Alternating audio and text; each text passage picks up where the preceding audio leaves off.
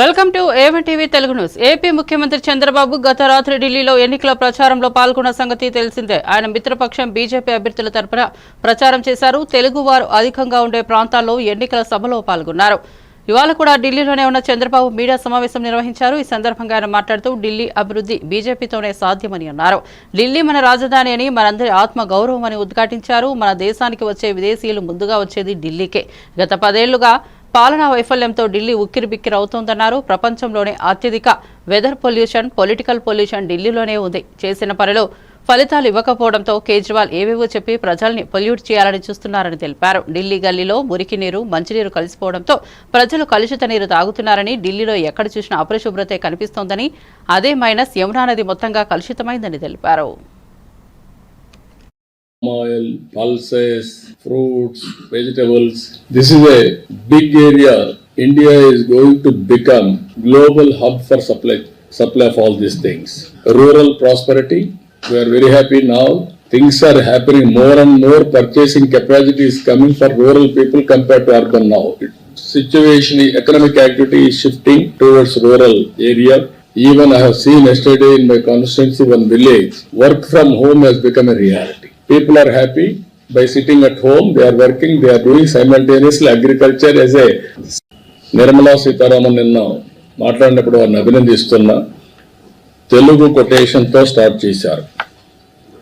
దేశం అంటే మట్టి కాదోయ్, దేశం అంటే మనుషులోయ్ అని ఎలుగెత్తినటువంటి గురిజాడ అప్పారావు. కంట్రీ అంటే సాయిల్ కాదు, కంట్రీ అంటే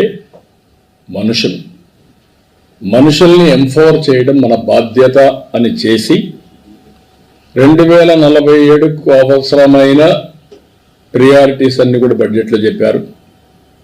మన రాష్ట్రానికి వస్తే 7 నెలల నుంచి చాలా వరకు పనులన్నీ పెండింగ్ ఉన్న ఇష్యూస్ అన్నీ అయినాయి. దానికి నిధులు కూడా పెట్టారు.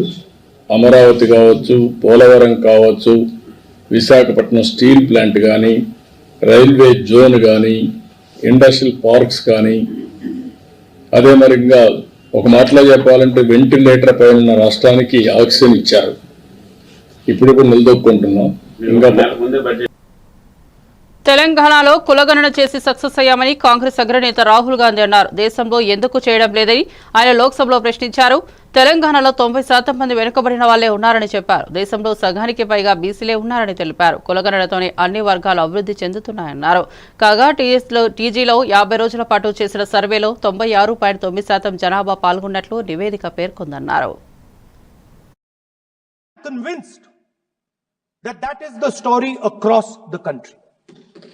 I am absolutely convinced that the OBC population of this country is not one less than 50%, possibly 55%.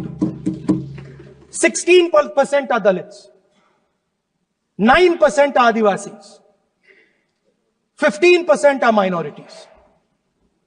Last budget, there was a photograph. You remember the photograph? Of course. वो मक्खन बांटने वाली, हलवा बांटने वाली फोटो. मैं हैरान हो गया कि इस बार फोटो ही हटा दी. हलवा खिलाया मगर दिखाया नहीं किसको खिला रहे. प्लीज. तो at the center of any new development paradigm for this country, which runs parallel with the production paradigm I spoke of, which works together with the production paradigm I spoke of, is the participation of lower castes, OBCs, Dalits, Adivasis in the wealth of this country. If we look at the largest corporates in this country, they're all owned. None of them are owned by OBCs. None of them are owned by Dalits. None of them are owned by tribals. If we look at the biggest media companies that support the Prime Minister, every day we see the Prime Minister's pleasant face, smiling face on these media. None of them are owned by OBCs. None of them are owned by Dalits. None of them are owned by Adivasis. This is the fact. So central to any new development paradigm is the architecture of a new paradigm. And that architecture of the new paradigm can only be built once the caste census is placed on this day. Because once the caste census is placed on the table, we will know exactly how much of this country's wealth, how much of this country's power, how many of this country's institutions are owned by 90% of this country. There are OBC MPs in the BJP. There are OBC MPs in the BJP. There are Dalit MPs in the BJP. There are Adivasi MPs in the BJP. Remember, Pulicherla మండలం మంగళంపేటలో మాజీ మంత్రి Punganur MLA Peddireddy Ramachandra Reddy 75 ఎకరాల అటవీ భూమి ఆక్రమించి అందులో విలాసవంతమైన భవనం నిర్మించుకున్నారని జనసేన రాష్ట్ర ప్రధాన కార్యదర్శి నాగబాబు దుజమెత్తారు. ఎర్రచందనం అక్రమ రవాణాకు మార్కెటింగ్ శాఖ నిధులతో రోడ్లు నిర్మించుకున్నారని ఆరోపించారు. వైఎస్ఆర్సీపీ 5 ఏళ్ల పాలనలో అన్ని శాఖల్లో 2 లక్షల కోట్ల అక్రమాస్తులు కూడబెట్టుకున్నారని, ఇది రాష్ట్ర బడ్జెటే మించిపోయిందని ఎద్దేవా చేశారు. రాజశేఖర రెడ్డిగా భయపడలేదు, ఇతనంత అని చెప్పి న్యాయంగా ధర్మంగా ముందుకెళ్లేటువంటి గొప్ప నాయకుడు పవన్ కళ్యాణ్ గారి నాయకత్వంలో పనిచేస్తున్న మాకు అలాంటి నాయకుడి నాయకత్వంలో ప్రయాణించే మాకు పెద్దిరెడ్డి కాదు కదా, ఏ సుబ్బారెడ్డి పిచ్చిరెడ్డి కూడా మాకేమో లెక్కలేదు, డోంట్ కేర్. సో ముందు పెద్దిరెడ్డి అక్రమాల గురించి ఇక్కడంతా స్టేజ్ మీద ఉన్న చాలా మంది ఉన్నారు మా జన సైనికులు, వీర మహిళలందరూ. అలాగే ఇక్కడున్న ఏ రాయి రప్ప చెట్టు పుట్టం కదిలించినా సరే ఈ పెద్దిరెడ్డి అక్రమాలు ఎన్ని దారుణాలు చేశారు ప్రతి ఒక్కళ్ళు చెప్తారు. లాస్ట్ టైం వచ్చినప్పుడు కూడా చెప్పారు, అయినా ఒకసారి మీకు గుర్తు చేయదు, అన్నీ ఉన్నాయి, అన్ని లిస్ట్ ఉన్నాయి. రాయలసీమ మొత్తం మీద దాదాపు 23 ఎకరాల భూమిని దోచుకున్నాడు ఈ పెద్దిరెడ్డి. ఆయన దోచుకున్న భూముల రికార్డులు లేకుండా తన అనుచరులతో మదనపల్లి తహసీల్దార్ కార్యాలయంలో ఫైల్స్ దగ్ధం చేయించాడు. తగలబడిన ఫైల్స్ చాలా వరకు 22A కింద ఉన్న ప్రభుత్వ భూములకు సంబంధించిన డాక్యుమెంట్లు ఉందని సిఐడి అధికారులే నిర్ధారించారు. పొంగనూరు పాడి రైతులు నిలువున దోపిడీ చేస్తున్నారు. లీటర్ పాలకి కేవలం 20 రూపాయలు ఆయనే నిర్ధారించి తన సొంత డైరీకి పాలు తరలించాలని పాడి రైతుల్ని బెదిరిస్తున్నారు. ఇప్పుడు కాదులే, ఒకప్పుడు మొన్న ఎలక్షన్స్ వరకు. అలాగే మైనింగ్ మాఫియా తయారు చేసి నిబంధనలకు అనుగుణంగా మైనింగ్ చేసే వాళ్ళని, న్యాయంగా ధర్మంగా మైనింగ్ చేసే వాళ్ళని బెదిరించి వారి వ్యాపారాలు దోచుకున్నారు. పొంగనూరు, మదనపల్లి, తొంబడపల్లి కేంద్రంగా అక్రమ క్వారీలు, ఇసుక, గ్రావెల్ మాఫియా నడుపుతున్నారు. తిరుపతి మఠం భూములను ఆక్రమించుకున్నాడు. వడమాలపేటలో మండలంలో గుజరాతీ వ్యాపారిని అతని కుటుంబ సభ్యులు బెదిరించి ఆస్తులు రాయించుకున్నారు. తిరుపతి నగరంలో చెరువులు ఆక్రమించారు. మద్యం అక్రమ దందా మొత్తం పెద్దిరెడ్డి రామచంద్రారెడ్డి కనుసన్నల్లోనే నడిచింది. మద్యం క్వాలిటీ లేదన్న ఒక దళితుడిని నెక్స్ట్ డే చంపించారు. ఈ మద్యం ఏంటో ఇంత దరిద్రంగా మూత్రంలో ఉంది అన్నందుకు నెక్స్ట్ డే చంపేశారు ఆయన. నెక్స్ట్ ఆయన కమిషన్ల కోసం, ఆయన కాంట్రాక్టుల కోసం ఆవులపల్లి రిజర్వాయర్ నిర్మాణాన్ని చేపట్టారు. దీనివల్ల 100 కోట్లు నేషనల్ గ్రీన్ ట్రిబ్యునల్కి పెనాల్టీ చెల్లించారు. పొంగనూరు నియోజకవర్గం పులిచెర్ల మండలం మంగళంపేటలో విలాసవంతమైన భవనం కోసం 70 ఎకరాల పైగా ఆక్రమించుకున్నారు. అటవీ శాఖ భూములు ఆక్రమించి మార్కెట్ యార్డ్ నిధులతో రోడ్లు వేసుకున్నాడు. మరొక ఎర్రచందనం అక్రమ రవాణా కోసం అడవుల్లో రోడ్లు వేయించుకున్నారు.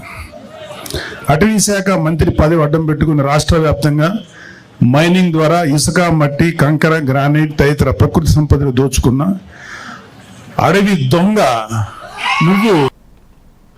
సిద్దిపేట జిల్లా వర్గల్లోని సరస్వతీదేవి ఆలయంలో మంత్రి పొన్నం ప్రభాకర్ ప్రత్యేక పూజలు నిర్వహించారు. వసంత పంచమి సందర్భంగా అమ్మవారికి ప్రత్యేక అభిషేకాలు, అర్చనలు నిర్వహించి ఆశీర్వాదం పొందారు. ఆలయ పరిసరాల్లో భక్తులతో మమేకమైన మంత్రి వర్గల్ సరస్వతి ఆలయ అభివృద్ధిపై ప్రభుత్వం పూర్తి మద్దతు ఇస్తోందని హామీ ఇచ్చారు.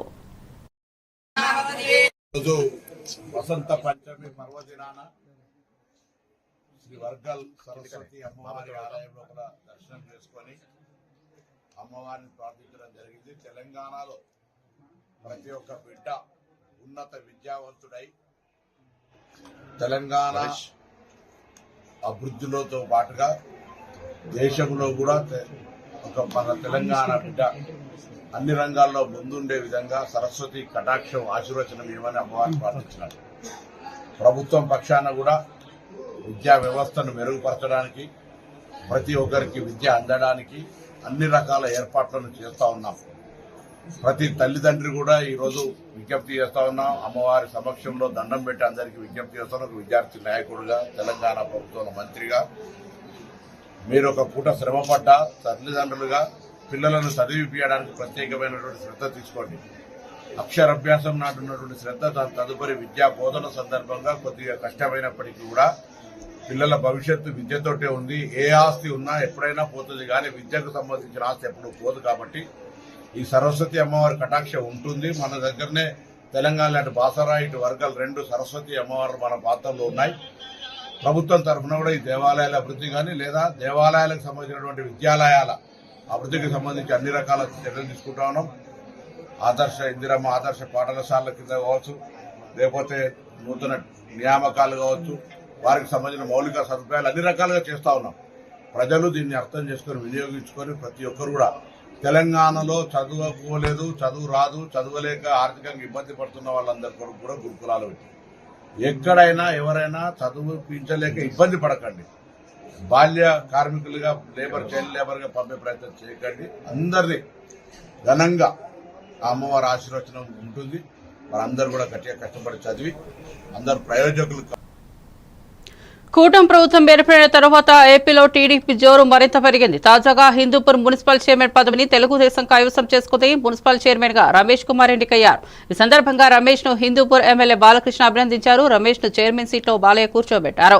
నిర్వహించిన మీటింగ్ లో టీడీపీకి అనుకూలంగా 23 ఓట్లు, వైసీపీ అభ్యర్థి వెంకటలక్ష్మికి 14 ఓట్లు పడ్డాయి. ఓటింగ్ లో ఎమ్మెల్యే బాలకృష్ణ, ఎంపీ సారథి కూడా పాల్గొన్నారు.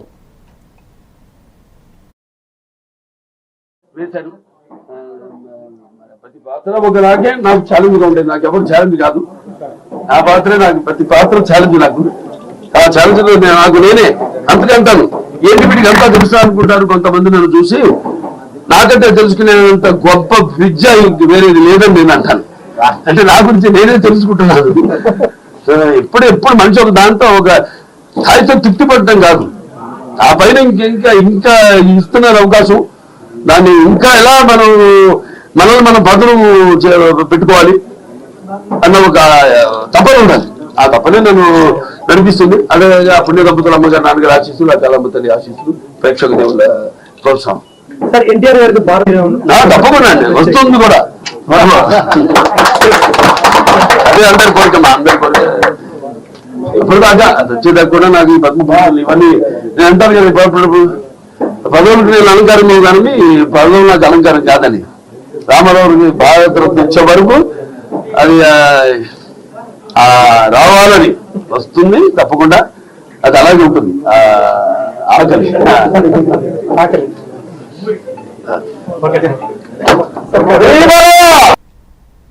తమ మూలాలను కాపాడుకోవడానికి త్వరలో సాంస్కృతిక కార్యక్రమం చేపడతామని ఎంఆర్పీఎస్ వ్యవస్థాపక అధ్యక్షుడు మందకృష్ణ మాదిగ తెలిపారు. హైదరాబాద్ లో నిర్వహించిన మీడియా సమావేశంలో ఆయన మాట్లాడుతూ ఎంఆర్పీఎస్ ఉద్యమం 1994లో ప్రారంభించామని, 1996లో మొదటి బహిరంగ సభను నిర్వహించామన్నారు.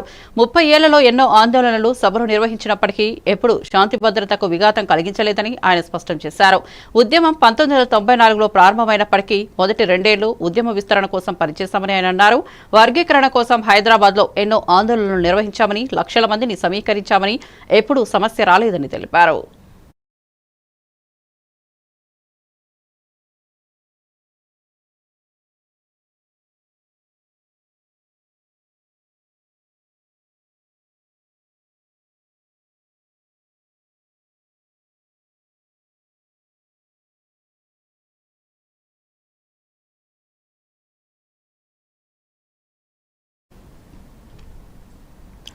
ఇంద్రకీలాద్రిపై దుర్గా మల్లేశ్వర స్వామి దేవస్థానం ఆధ్వర్యంలో వసంత పంచమ వేడుకలను వైభవంగా నిర్వహించారు. సరస్వతీదేవిగా దుర్గమ్మ భక్తులకు దర్శనమిచ్చారు.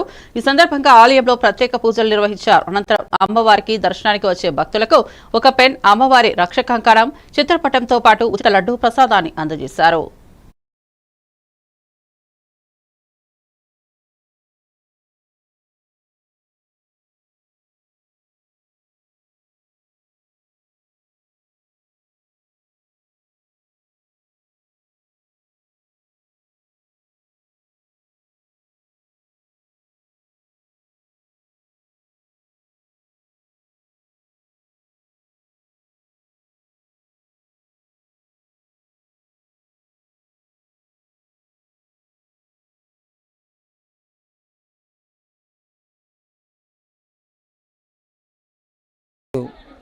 శ్రీ పంచమి సందర్భంగా దుర్గమల్లేశ్వర స్వామి వారి దేవస్థానంలో ప్రతి సంవత్సరం మాదిరిగా అమ్మవారికి ప్రత్యేకంగా సరస్వతి అలంకరణ చేసి సరస్వతి యాగం, అదేవిధంగా ప్రత్యేకంగా ఇక్కడ ఈ మండపంలో అమ్మవారి పూజ చేసి పిల్లలందరికీ అంటే విద్యార్థులందరికీ కూడా అమ్మవారి కంకణం ప్రత్యేకంగా పూజించిన ఆ కలం, అదేవిధంగా అమ్మవారి ప్రసాదం ఈరోజు అందజేస్తున్నాం. దాదాపు 30,000 మంది వరకు విద్యార్థులు వస్తారని అంచనా వేసి అందుకు అనుగుణంగా అందరికీ కూడా ఈ కంకణం, కలం, అదేవిధంగా అమ్మవారి ప్రసాదం అందజేయడానికి ఏర్పాట్లు చేయడం జరిగింది. అందరికీ కూడా ప్రత్యేకంగా ఉచిత దర్శనం ఏర్పాటు చేస్తాం. అదేవిధంగా చాలామంది విద్యార్థులు ఆ సరస్వతి యాగంలో కూడా పాల్గొనడం జరిగింది. సరస్వతి రమస్తుభ్యం వరదే కామరూపిణి విద్యారంభం కరిష్యామి సిద్ధిర్బుద్ధిర్మే తథా. ఈ రోజున అమ్మవారు శ్రీ దుర్గామల్లేశ్వర స్వామి వారి దేవస్థానంలో ఈ రోజున సరస్వతీదేవిగా మనకి అలంకారంలో దర్శనం ఇవ్వడం జరుగుతుంది. ఈ రోజున శ్రీ పంచమి సందర్భంగా విద్యార్థులందరికీ కూడా ప్రథమ శ్రేణిలో ఉత్తీర్ణులు కావడం కోసం వీళ్ళందరికీ కూడా అమ్మవారి యొక్క ఆలయంలో సరస్వతీదేవి అలంకారంలో ఉన్న అమ్మవారికి ఇక్కడ సరస్వతి హోమం, అదేవిధంగా ఈ సరస్వతి అర్చన ఈ కార్యక్రమం అంతా కూడా చేసి వాళ్ళకి ఆ అమ్మవారి ప్రసాదంగా ఒక కలం, ఒకటి అమ్మవారి కంకణము, అదేవిధంగా అమ్మవారి ప్రసాదాన్ని అందజేసి అమ్మవారి యొక్క అర్చన చేసిన అక్షంతలన్నీ కూడా వాళ్ళకి వేయడం జరుగుతోంది. ఇట్లాంటి ఈ కార్యక్రమంలో పాల్గొన్న ప్రతి భక్తుడు, ప్రతి విద్యార్థులందరికీ కూడా ప్రథమ శ్రేణిలో ఉత్తీర్ణులయ్యి ఆ అమ్మవారి అనుగ్రహంతో వాళ్ళు ఇంకా ఉన్నత స్థానంలో వెళ్లాలని కోరుకుంటూ ఈ కార్యక్రమాన్ని ప్రతి సంవత్సరం వల్ల ఈ సంవత్సరం కూడా నిర్వహించడం జరుగుతోంది. ప్రతి విద్యార్థులందరూ కూడా అమ్మవారిని దర్శించి ఇక్కడ అమ్మవారి ఆలయంలో కొత్తగా నిర్మించబడిన యాగశాల నందు ఈ హోమ కార్యక్రమాన్ని చేయడం జరుగుతోంది. దాంట్లో కూడా అందరూ భక్తులు. మంగళగిరి నియోజకవర్గం ఎర్రబాలెంలో శ్రీ బుత్యాలమ్మ తల్లి శ్రీ పోతురాజస్వామి వార్ల విగ్రహ ప్రతిష్ఠ మహోత్సవం ఘనంగా జరిగింది. ఈ కార్యక్రమంలో మంత్రి నారా లోకేష్ పాల్గొన్నారు. వేద పండితులు ప్రత్యేక పూజలు నిర్వహించి అమ్మవారి పోతురాజు విగ్రహాలను ప్రతిష్ఠించారు. తొలుత కూటమి నేతలు, ఆలయ అర్చకులు మంత్రికి స్వాగతం పలికారు. అనంతరం మంత్రి నారా లోకేష్ శ్రీ ముత్యాలమ్మ తల్లి పోతురాజస్వామి వార్లను దర్శించుకున్నారు.